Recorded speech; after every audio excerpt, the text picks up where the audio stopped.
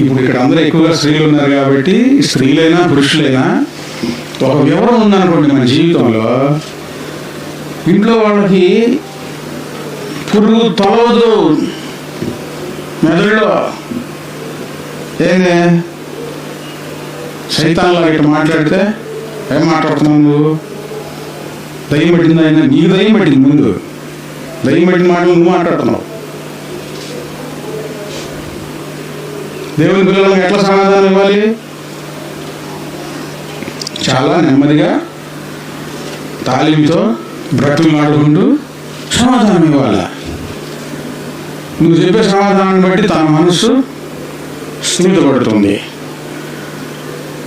అప్పుడు ఇంట్లో శోధన ఎందుకు వచ్చింది? అసలు శోధన ఎందుకు వచ్చింది?